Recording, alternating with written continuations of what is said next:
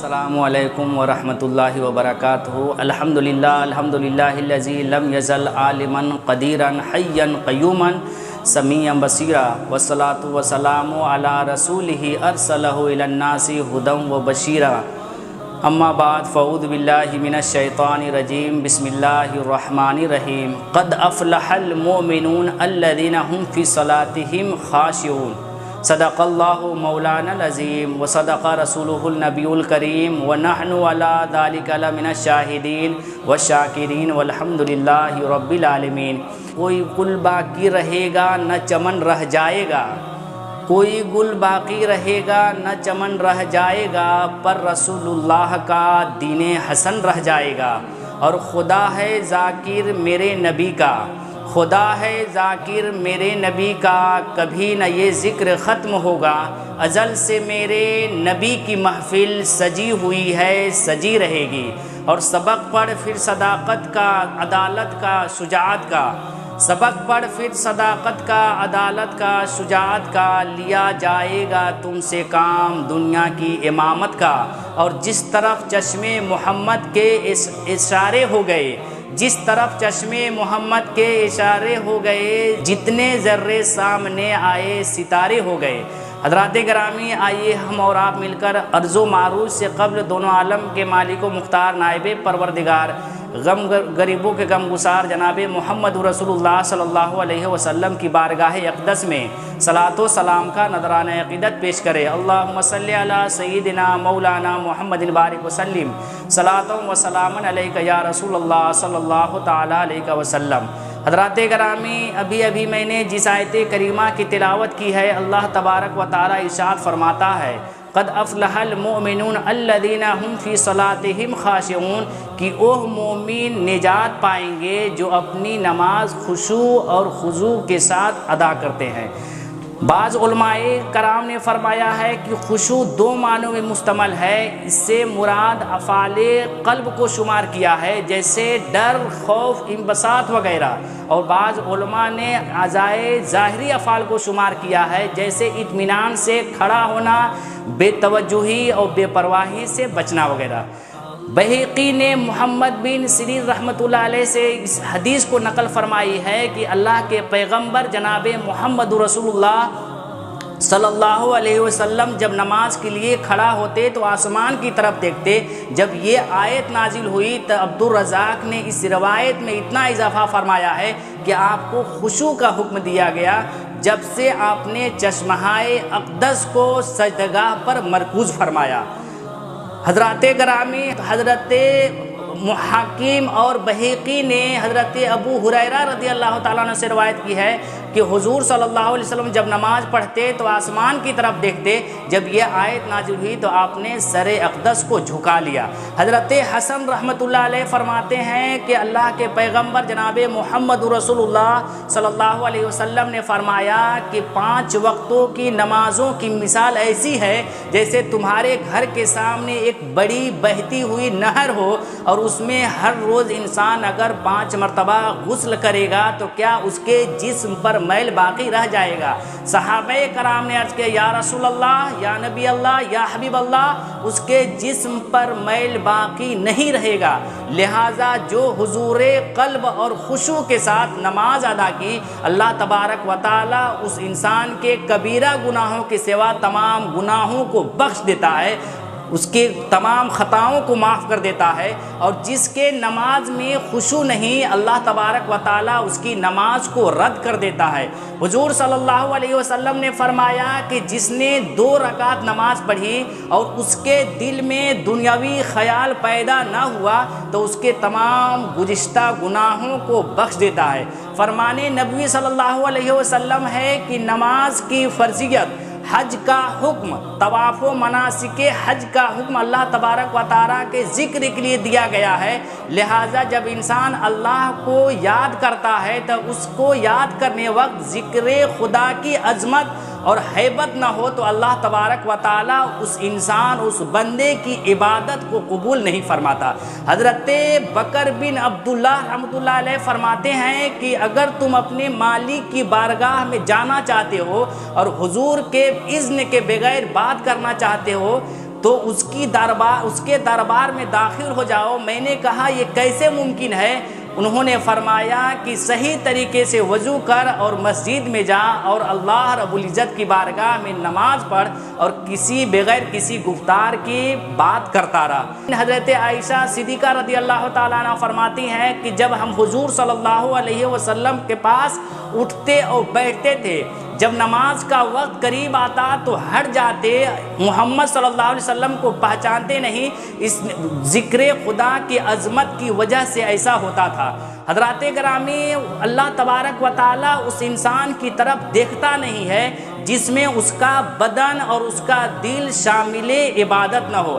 حضرت ابراہیم علیہ السلام جب نماز کے لیے کھڑے ہوتے تھے تو ان کی دھڑکن کافی فاصلے، کافی دوری سے ان کی آواز سنی جاتی تھی۔ حضرت سعید تنوخی رحمۃ اللہ علیہ فرماتے ہیں کہ جب میں نماز کے لیے کھڑا ہوتا تو میرے آنکھوں سے آنسو نکلتے اور میرے چہرے اور میری داڑھی تر ہوتی۔ اللہ کے پیغمبر جناب محمد رسول اللہ صلی اللہ علیہ وسلم نے ایک شخص کو دیکھا جو نماز میں داڑھی کے ساتھ کھیل رہا ہے۔ حضور صلی اللہ علیہ وسلم نے فرمایا اس کے دل میں خشوع نہیں، اگر اس کے دل میں خشوع ہوتے تو اس کے اعضاء پرسکون ہوتے۔ حضرات گرامی، جب نماز کا وقت قریب آتا تو حضرت علی رضی اللہ تعالیٰ عنہ کا چہرہ متغیر ہو جاتا اور جسم لرزہ بر اندام ہو جاتا اور کانپنے لگتے۔ لوگوں نے کہا اے امیر المومنین، کیا معاملہ ہے کہ آپ کا چہرہ متغیر ہو جاتا ہے، آپ کے جسمہائے اثر کانپنے لگتے ہیں؟ انہوں نے کہا میں اس کی بارگاہ میں جا رہا ہوں جس کو اللہ تبارک و تعالیٰ نے یہ عبادت زمین، آسمان اور پہاڑوں کو دی تھی، لیکن اس نے معذوری ظاہر کر دی ہے اور میں نے اس امانت کو اٹھا لیا ہے۔ سبحان اللہ۔ حضرت عاطم اسم سے پوچھا گیا کہ جب آپ کے نماز کا وقت قریب آتا ہے تو آپ کیا کرتے ہیں؟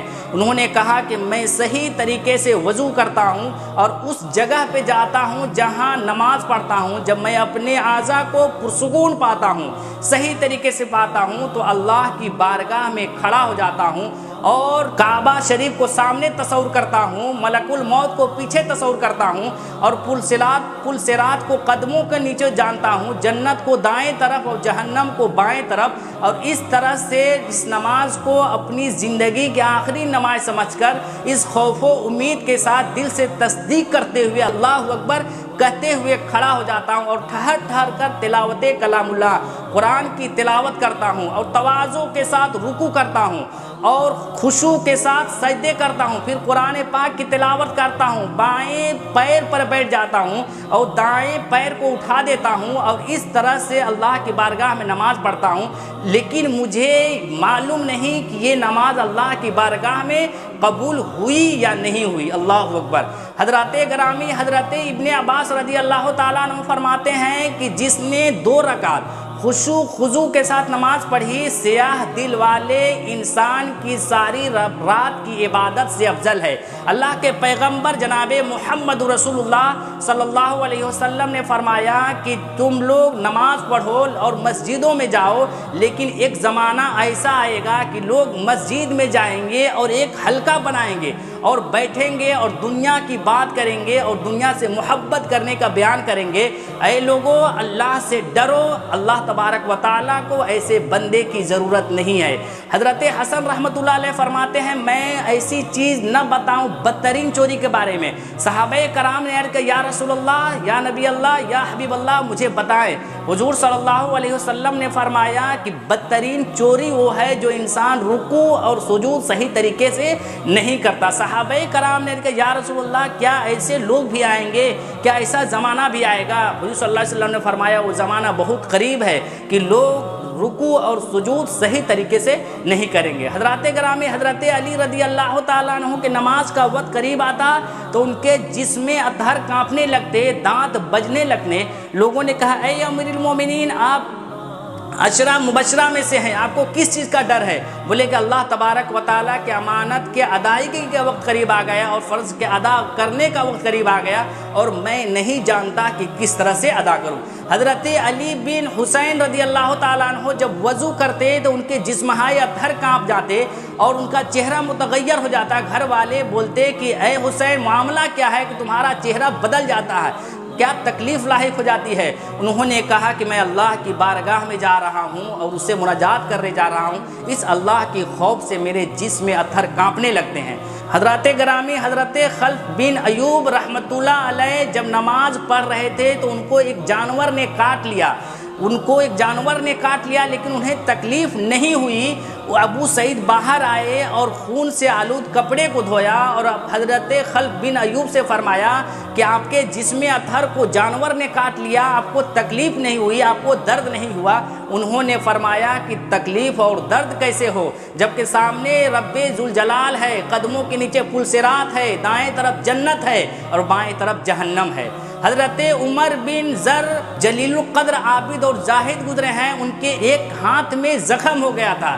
اطباء نے بتایا، ڈاکٹروں نے بتایا کہ آپ کے ہاتھ کو کاٹنا پڑے گا اور اس کو کاٹنے کے لیے ممکن ہے کہ آپ کو رسی سے جکڑنے پڑیں گے، اور ایسا اگر نہیں کریں گے تو کاٹنا ناممکن نہیں ہے۔ انہوں نے فرمایا کہ جب میں نماز کے لیے کھڑا ہو جاؤں تو میرے ہاتھ کو کاٹ دینا۔ چنانچہ اطباء نے جب وہ نماز میں کھڑے ہو گئے تو اطباء نے ان کے ہاتھ کو کاٹ لیا، لیکن انہیں ذرا برابر بھی احساس نہ ہوا۔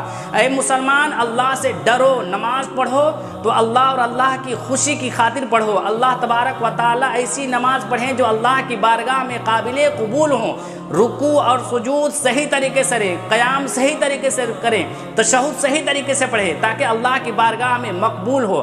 السلام علیکم ورحمۃ اللہ وبرکاتہ۔ استغفر اللہ ربی من کل ذنب واتوب الیہ۔ کوئی گل باقی رہے گا نہ چمن رہ جائے گا، کوئی گل باقی رہے گا نہ چمن رہ جائے گا، پر رسول اللہ کا دین حسن رہ جائے گا۔ السلام علیکم ورحمۃ اللہ وبرکاتہ۔